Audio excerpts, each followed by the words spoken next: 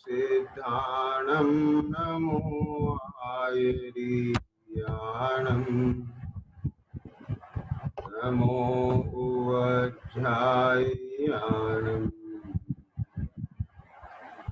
नमो लोये सवसाहुं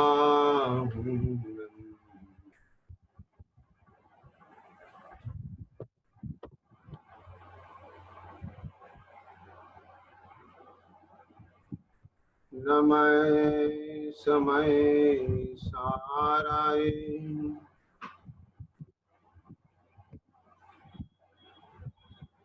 स्वानुभूत्या च कास्ते चित्त स्वभावाय भावाय सर्वभावांतर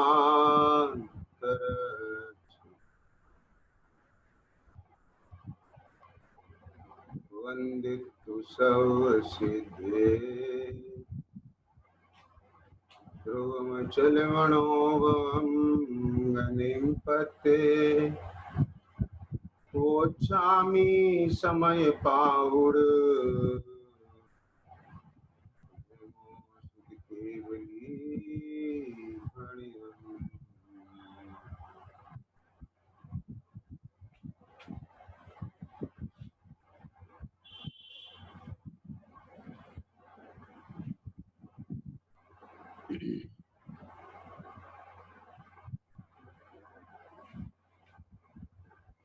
श्री समय सारगी परमागम शास्त्र विराजमान है।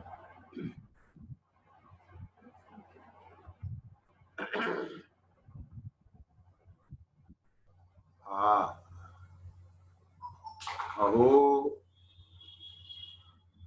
वनवासी दिगंबर संत, वनवासी उपचार से कहने में आया, वास्तव में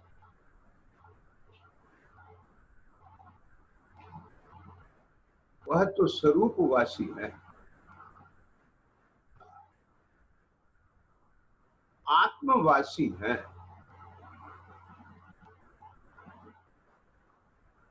अप्पा में आवास करने वाले, अपने में ही जो निवास करते हैं,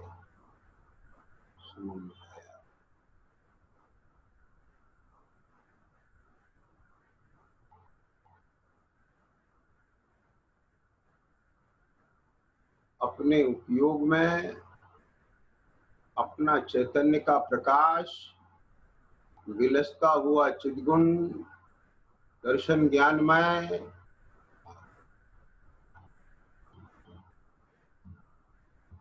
यही मेरा मंदिर, यही मेरी पूजा, यही मेरा स्थान, यही मेरा सर्वस्व, यही मेरा महल, यही मेरा भोजन, यही मेरा पान, यही मेरे वस्त्र, यही मेरे आभूषण। अरे जो कहो सो सब कुछ मेरा यही है।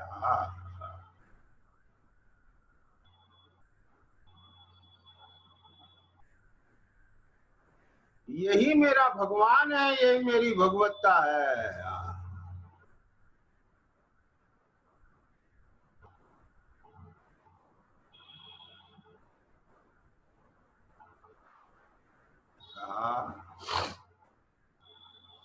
एक चेतना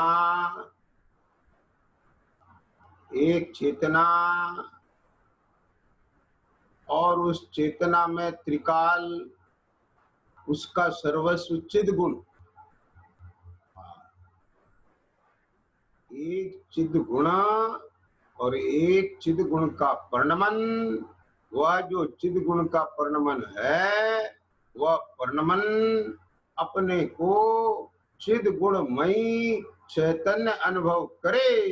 यह चेतना का स्वभाव है, न कि वह चिद गुण अपने चैतन्य रूप परिणमन में, यानी देखन जानन रूप परिणमन में अपने को प्रभाव रूप जान करके उसका अनुभव करे। यह आत्मा का स्वरूप नहीं है। ऐसा अनुभव करने वाला अशुद्ध आत्मा को अनात्मा कहते। अनात्मा नहीं कहे? क्यों नहीं कहे अनात्मा? अरे भाई, अरे भाई, जो अपने को अनात्मा माने वो अनात्मा, क्या जड़ मानेंगे। ख्याल में आया क्या कहते?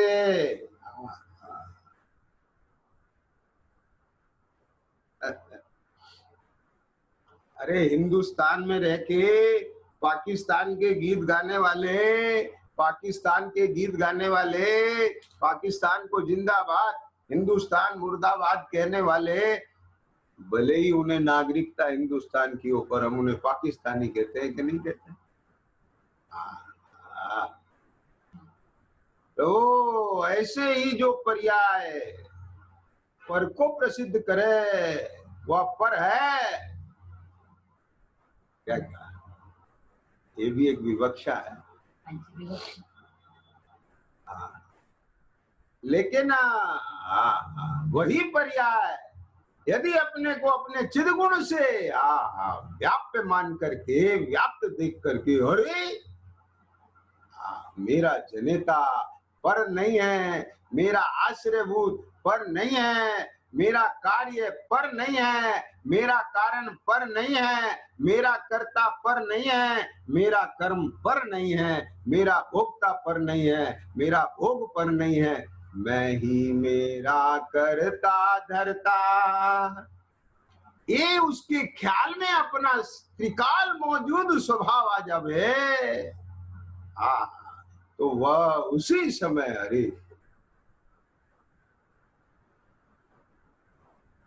बस यही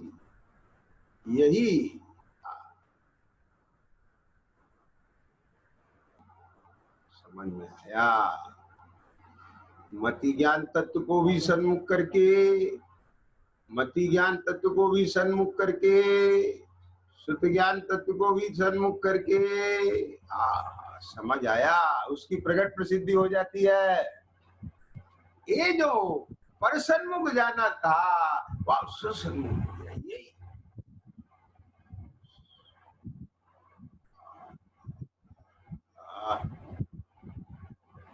यही यही यही यही यही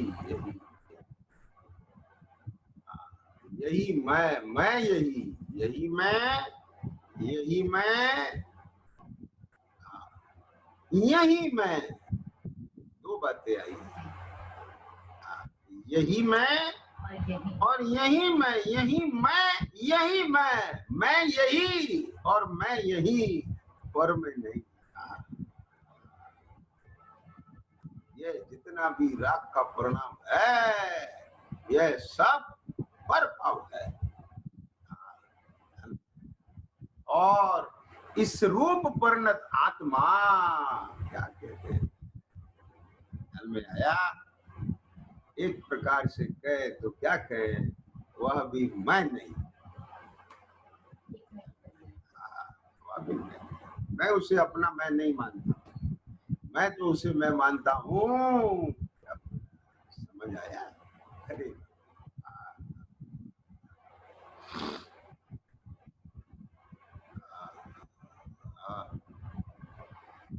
अरे प्रभु, तू कितना ही अनादि काल से अपने को देह रूप मानता रहा हो, राग आदि रूप मानता रहा हो, परंतु यदि तू अपने परमात्म स्वरूप के समीप जाके देखे तो तू वर्णादि और रागादि रूप था नहीं, है नहीं, हुआ नहीं, होएगा नहीं। समझ में आया कि नहीं? देख तो सही है। देखो, ऐसा निरंतर अनुभव करने वाले संत, उसके बल पर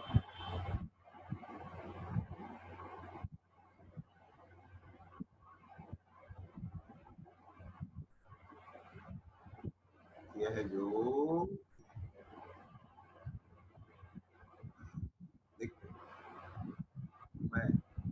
मैं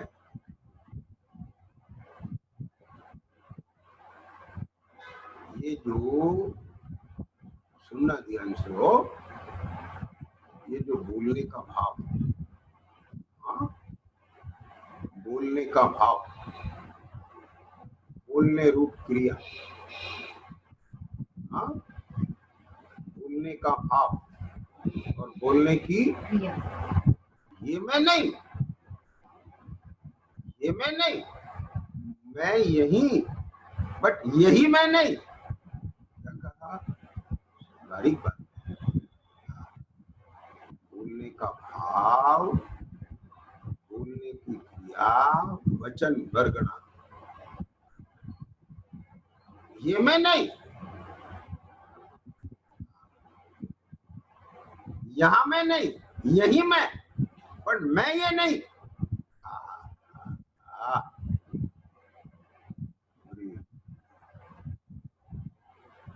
लगता क्या है? समझ आया? अरे ओ ये चेतना उस राग के साथ में मिलकर के ये जो वचन व्यवहार रूप वर्गणा है, वो उपयोग देखन जानन भाव, उसको देख जान करके उस राग और वचन व्यवहार रूप अपने को अनुभव करे। ये वास्तव में चेतना नहीं है। यद्यपि अनुभव चेतना में है, चेतना को है, पर जैसा अनुभव उसने किया है, अपने को माना जाना है, वो आत्मा नहीं, क्योंकि वहां राग है और उद्गल वर्गना है। हाँ, वचन वर्गना, भाषा वर्गना है। समझ में आया कि नहीं?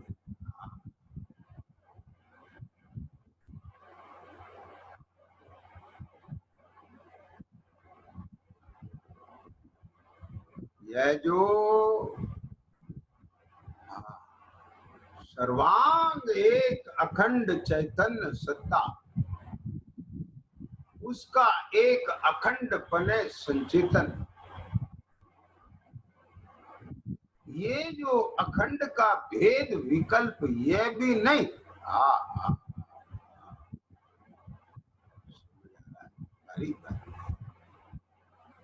जहां तक भी ये भेद विकल्प है, वहां पर राग का अंश विद्यमान है।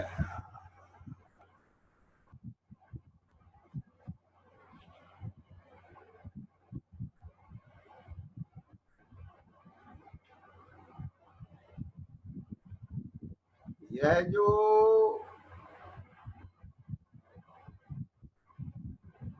ये जो चैतन्य भाव है, चैतन्य सत्ता है, बस यही मैं हूँ, यही मैं हूँ, मैं यही ही हूँ और मैं यही।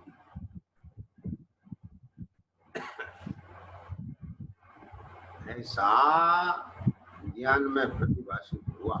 ये तो यहाँ नहीं, यहाँ नहीं, ऐसा प्रतिभाषित हुआ और ये स्वीकारता और ये जानता भी शांत और एक अवेद, उसी में अब अद्वैत हो गया, वेदन मात्र रह गया।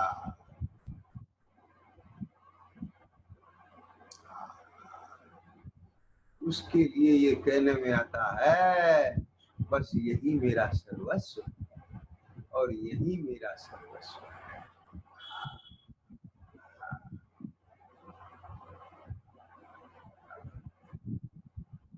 ऐसे नग्न दिगंबर बीतरागी संत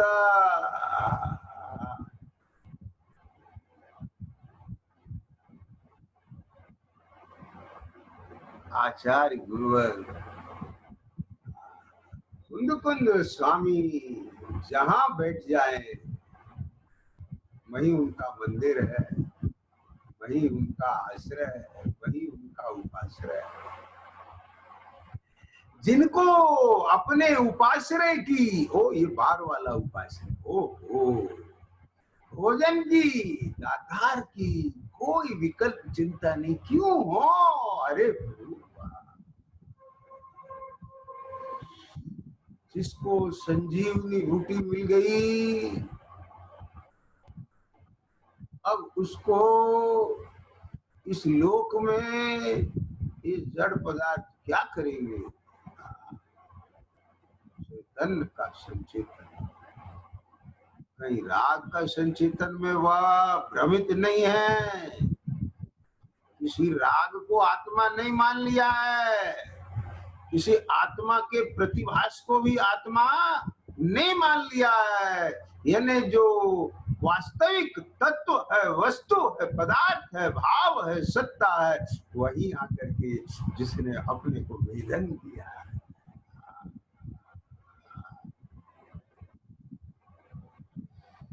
में आया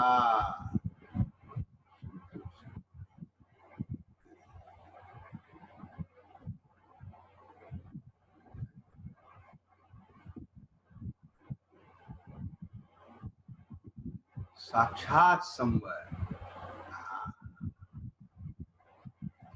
जिसका कारण वेद विज्ञान है, साक्षात संवर, यही गुप्ती है, यही अनुप्रेक्षा है, यही 10 धर्म है। रे प्रभु, यही परिचय है।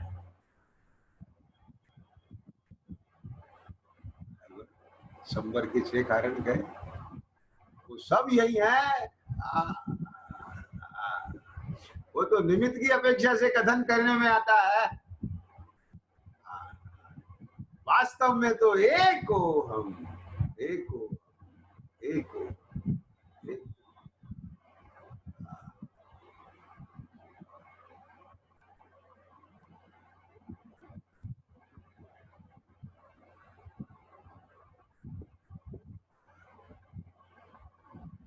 ऐसे ऐसे अपने स्वरूप के वेदन में अपने स्वरूप में अभेदता होने पर यह जो भेद विकल्प रूप अथवा पर विकल्प रूप जितना भी प्रभाव था, उसका त्याग हो जाता है। ये ज्ञान ही प्रत्याख्यान है, ये ज्ञान ही प्रत्याख्यान है। क्या कहते हैं यहाँ पर? वो समझ में आया? बोलो भैया, क्या कहते हैं? ये सब किसमें हो रहा है? ये सब ज्ञान में ही तो वर्त रहा है। आत्मा ज्ञानम स्वयं ज्ञानम ज्ञानादन करोति किम। राग की क्रिया नहीं है ये, राग की ताकत नहीं है। प्रभाव का त्याग कर सके। क्या बोला? मोह में और राग में ये ताकत ही नहीं है। अरे प्रभु, कैसी बात करते हो? बात तो ऐसी है। मोह और स्वभाव की रचना कर सके वो राग, ये आत्मा की रचना कर सके, स्वभाव की ताकत है उसमें।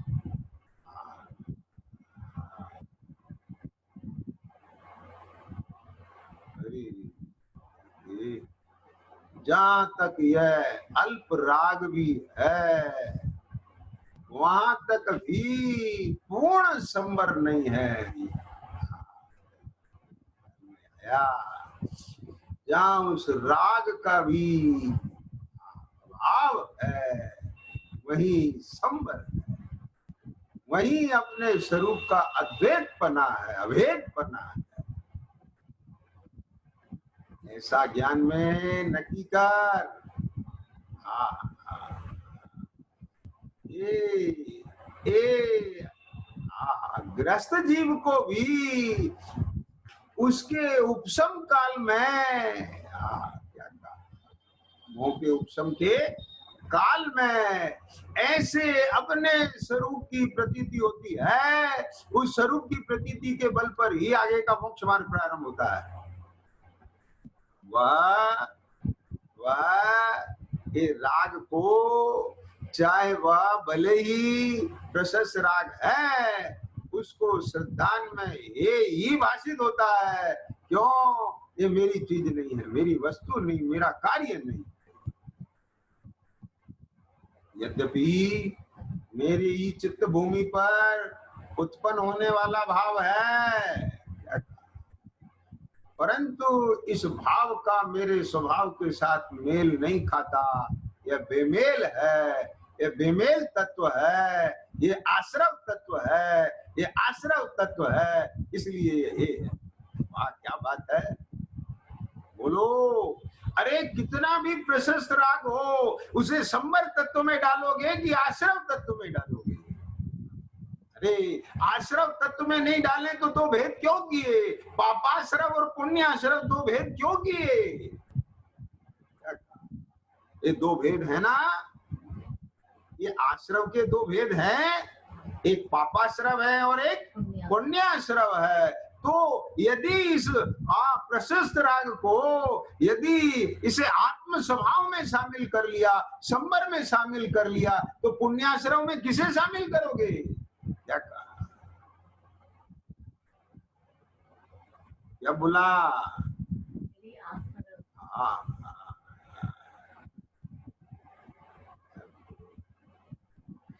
अरे भाई, यह तो मोह नींद से जागने का काल है। अब द्रव निद्रा में सोया हो तो उसकी मोह निद्रा कैसे जगेगी?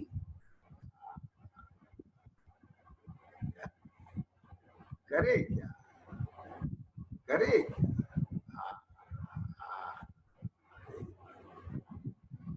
इसको खबर नहीं है, खबर नहीं है। अरे क्वालिटी का टाइम क्या भूला, समझ आया?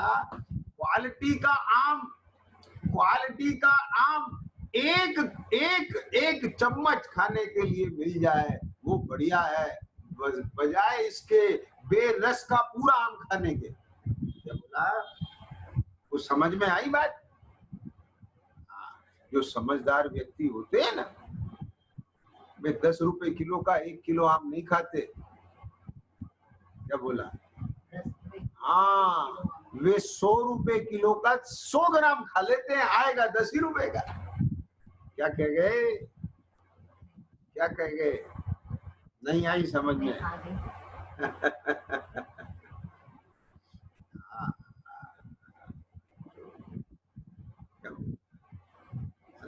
ऐसे लोग दिखाई देते हैं ना। क्या बोला?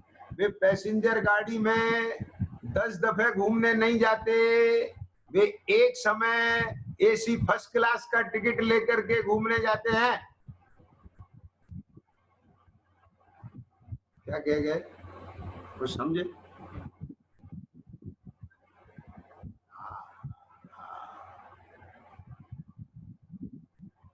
भले ही कम बोलो लेकिन दमदार बोलो, भले ही कम खाओ लेकिन दमदार खाओ। दमदार समझ गए? सुपाच्य हो, पौष्टिक हो। ख्याल में आया कि नहीं आया? है सात्विक हो, ये सब दमदार में आएंगे। स्वास्थ्य वर्धक हो, पौष्टिक हो, ये सब चीजें ले लेना, अभी उधर उपयोग नहीं है। कम चलो लेकिन लक्ष्य की तरफ चलो।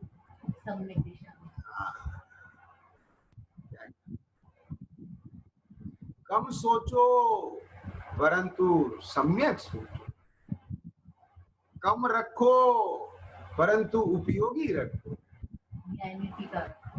समझ आ रहा है कि नहीं है?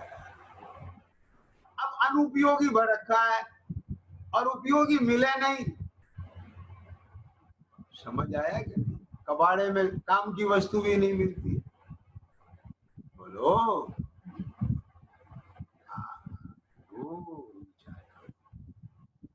नहीं, हमको तो 10 घंटा करना है आराधना, और 10 घंटे में पता चला कि 10 मिनट भी नहीं हुई। जबरदस्ती खींचेंगे, बस जैसे वो किताब लिए बैठा रहता है। कौन? पढ़ाकू। 24 घंटे किताब लिए बैठा रहता है, और नंबर कितने आते हैं उसके, बस मुश्किल से पास हुए। और एक व्यक्ति थोड़ा पढ़ता है लेकिन क्वालिटी का पढ़ता है, वहां में ही वह टॉप करता है। क्या समझ में आ गया कि नहीं आ गया? तो ये क्या है, ये भी खींच है, पकड़ है, ये यथार्थ स्वरूप की पहचान नहीं है। हम तो 1 ही किलो आम खाएंगे, 1 ही किलो खाओ तुम, 10 रुपए किलो का है। तो क्या करें फिर? 1 किलो नहीं खाना चाहिए? हाँ, खाना चाहिए और खाएंगे भी, लेकिन आज हमारे जेब में 10 रुपए हैं तो हम 100 ग्राम लेकर के खाएंगे, लेकिन खाएंगे क्वालिटी का। वो 100 ग्राम ही हमारे भीतर वो ललक पैदा करेगा कि हम 90 रुपए और कमाएं और फिर 100 रुपए कमा करके और वही क्वालिटी का 1 किलो खाएं। क्या कह गए? और जब तू 10 रुपए किलो वाला खाएगा तो तुझे 100 रुपए किलो वाले का स्वाद नहीं आएगा, तो 100 रुपए किलो वाले की क्वालिटी का पता ही नहीं चलेगा। और जब तुझे 100 रुपए किलो वाले की क्वालिटी का पता नहीं चलेगा तो 90 रुपए कमाने का भी भाव कैसे आएगा? और यदि कदाचित आ भी गया तो तुझे पता ही नहीं है कि 100 रुपए वाले का स्वाद कैसा होता है। 100 रुपए किलो का भी आम होता है। ख्याल में आया? अरे भैया क्या बोला? कुछ आती है समझ में कि नहीं आती?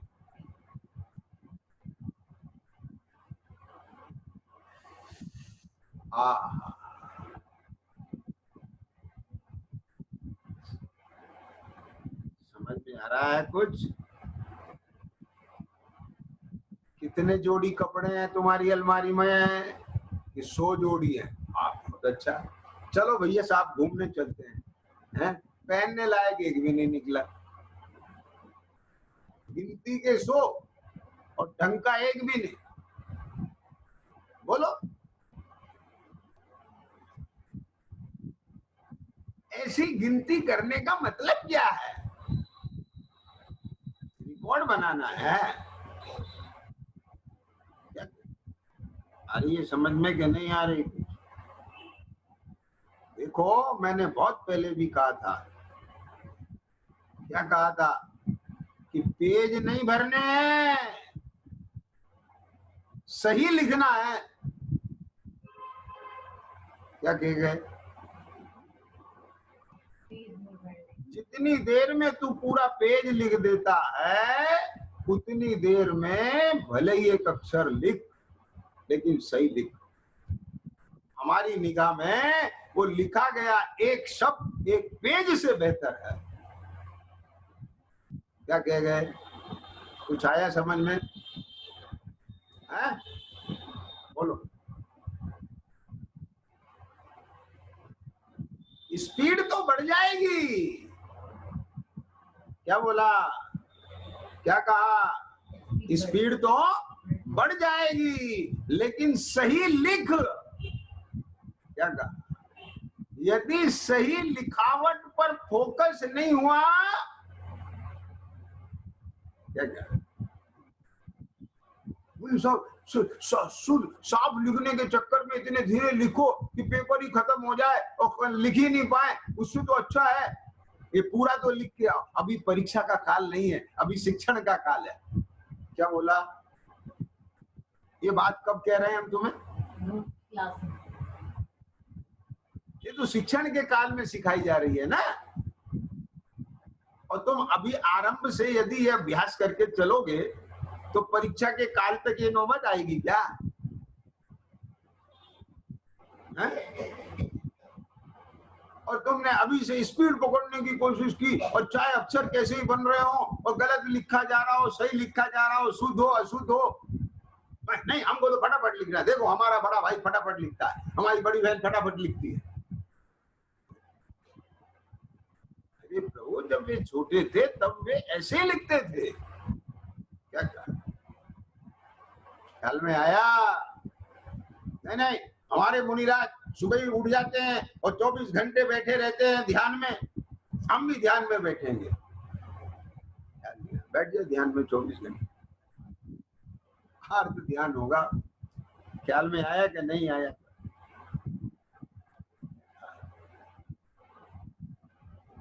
क्या कहा?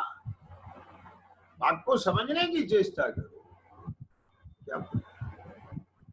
अरे प्रभु, हमको भी 24 घंटे ही बैठना है, उसी के लिए ये बात है। क्या कहा? हमको भी बड़े भाई बहन की तरह फटाफट लिखना है, फटाफट लिखना है,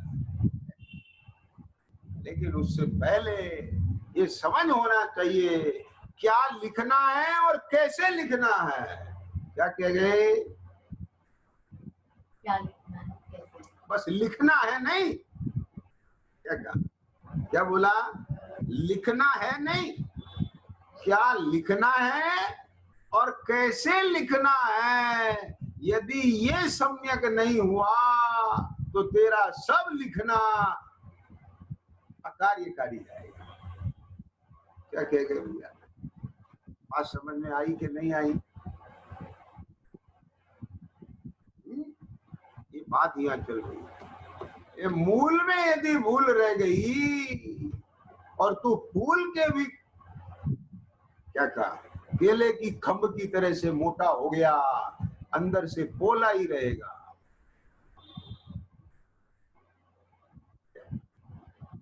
है? और जो ठोस होता है वो भीतर से पक के चलता है। क्या क्या बोला? आई समझ में कि नहीं आई?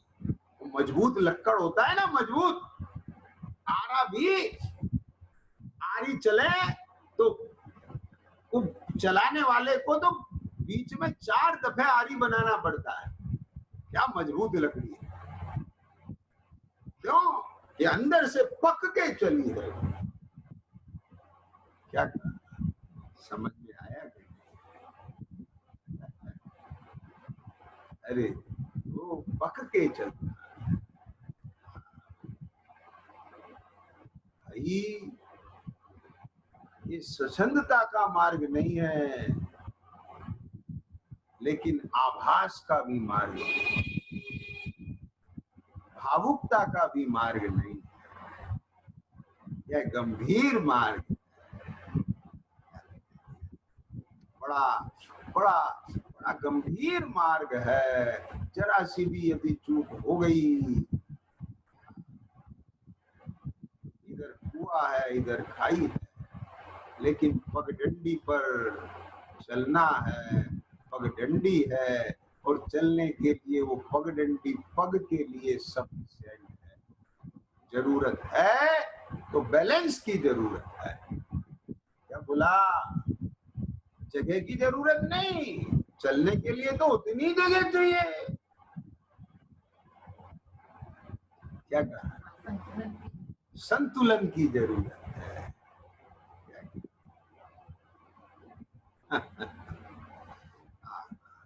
क्या कहते थे? हाँ, शिथिलता भी ना हो और प्रमाद भी ना हो। शिथिलता प्रमाद है? शिथिलता और प्रमाद भी ना, जागे प्रमाद नहीं कहा जाता है। शिथिलता नहीं, खेच ना हो और प्रमाद भी ना हो। अतिरेक भी ना हो। हाँ, और एक अधिकाचार होता है, एक अनाचार होता है, एक अतिचार होता है। समझ आया क्या? नहीं? आचार होना चाहिए। क्या कहा? सम्यक आचार। देखो, सम्यक आचारी होता है, आचार सम्यक ही होता है कि कब? जब ज्ञान सम्यक होता है और श्रद्धान सम्यक।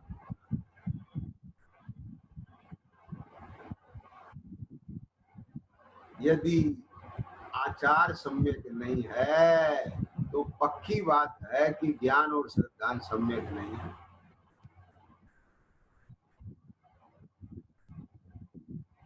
असंतुलन है। क्या कहा? असंतुलन है।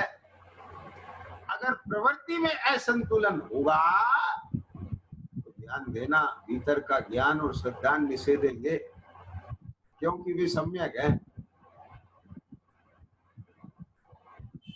क्या कहा?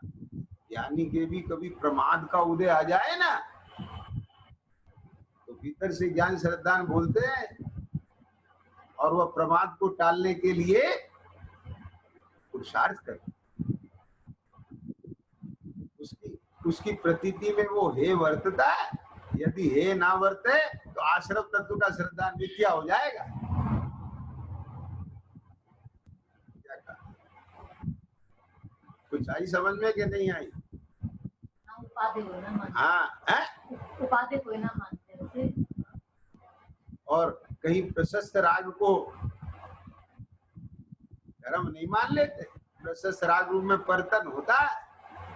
यदि उसे धर्म और स्वभाव मान ले तो सात तत्व की श्रद्धा मिथ्या हो जाएगी।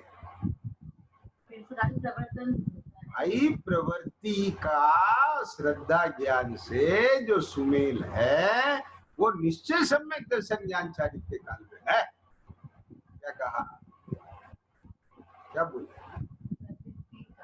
प्रवृत्ति का जो सुमेल है, एकता है, वो निश्चय सम्यक दर्शन ज्ञान चारित्र्य के काल में है। व्यवहार प्रवृत्ति के काल में तो शुद्धि अशुद्धि अंश दोनों है। क्या कहा? समझ आया क्या नहीं है? व्यवहार प्रवृत्ति में समझ में, व्यवहार रत्नात्रय के काल में प्रवृत्ति है ना, वहां पर क्या हो? हाँ, जैसे सम्यक्त्वाचरण, चारित्र, देश चारित्र, सकल चारित्र, बराबर। अब वहां जो प्रवृत्ति है उस प्रवृत्ति में जितना शुद्धि अंश है उससे सम्मर है, और जितना रागांश है उससे आश्रवमंद है, बराबर। और भीतर की जो श्रद्धा ज्ञान है वो उसे बराबर जानता है, और श्रद्धा प्रतीति में है, ख्याल में है। लेकिन एक रूपता का जैसा ज्ञान जानता है स्वरूप, जैसी श्रद्धा, तो प्रवृत्ति में वो पूरी शुद्धता नहीं है ना अभी इस काल में, क्योंकि रागांश का उदय है, भले प्रशस्त राग है या अप्रशस्त राग है। समझ आया कि नहीं आया? तो अब प्रवृत्ति से मिलान करेंगे श्रद्धा ज्ञान का, तो मिलान नहीं होगा पूरा। क्या कहा? समझ आ गया? लेकिन उसकी श्रद्धा ज्ञान जितने अंश में शुद्धता है वो मेरा स्वभाव है, और जितनी अशुद्धता है वो विभाव है, और मेरी चीज नहीं। आई ख्याल में कि नहीं है? इसलिए पहले मूल को साधो।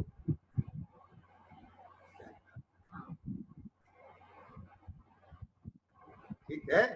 भीतर से ठोस होके चलो, भीतर से पक्के चलो। क्या कहा?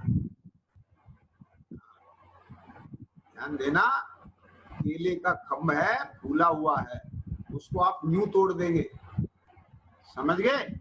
और जो शीशम की लकड़ी है, साल की लकड़ी है, उसका इतना बारीक तना भी है ना, उसे नहीं तोड़ पाओगे। तो भीतर से पक्के चलना। आई समझ में कि नहीं आ गई? ठीक है? ये आचार्य कुंद स्वामी नाथ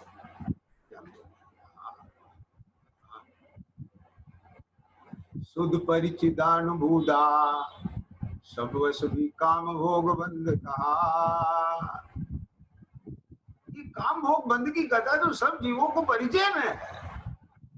अब ये बंद की कथा कहें क्या? हाँ, समझ आया? बंद पर्याय की कथा कहें कि उस धर्म की कथा कहें कि जिस असाधारण चैतन्य भाव से ये अपरिचित है। क्या बोला? समझ में आया क्या नहीं है? हाँ हाँ हाँ हाँ। ध्यान देना, जरा एक क्षमा चाहूंगा, बहुत पवित्र भाव से कह रहा हूँ मैं, और किसी आशय से कह रहा हूँ, शब्दों को मत पकड़ना, मेरा विचार है। मुझे ऐसा कुंदकुंद स्वामी को ऐसा भाव है,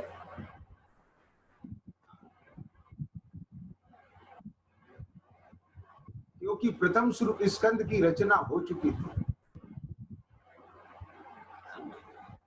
उसमें सब कर्म प्रकृति की तरफ से पूरा वर्णन, आगम ग्रंथों में सारा वर्णन आया है, द्रव का भी आया है, गुण का भी आया, अन पर्याय का भी आया। लेकिन प्रभु ये जगत के जीव, उनके भीतर से वो अनादि काल का जो पक्ष है, वो जब तक नहीं टूटेगा, क्या बोला है, समझ में आया, जब तक वह नहीं टूटेगा तब तक इसके विद्यात्व का ग्रंथि भेद नहीं होगा।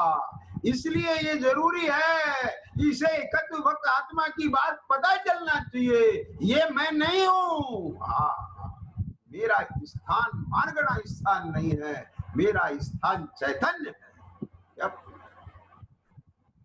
यद्यपि यह जीव मार्गणा स्थान में दिखाई देता है, बोलो अभी तू कहाँ है, बोल इस देह में है कि नहीं, देह से अलग रखा है क्या, देह में दिखाई देता है, अरे देह छोड़ कमरे में है, बोल चलो कमरे से बाहर चले गए तो कहाँ है, जंगल में है, बोल तो जंगल तो हो जाएगा, मकान तो हो जाएगा, देह तो हो जाएगा। अरे प्रभु ये तो निमित्त की अपेक्षा से कथन है कि अभी क्या संयोग है, भाई साहब आप कहाँ हो, बोले साहब हम मुजफ्फरनगर में है, मुजफ्फरनगर में कहाँ हो, या अपने घर में है, ये तो बताना पड़ेगा ना सामने वाले को जहां से पूछ रहा है वो। ख्याल में आया, अरे वास्तव में क्या कहते हैं, मार्गणा स्थान में गुण स्थान में जीव समास में होते हुए भी मैं तो अपने चैतन्य में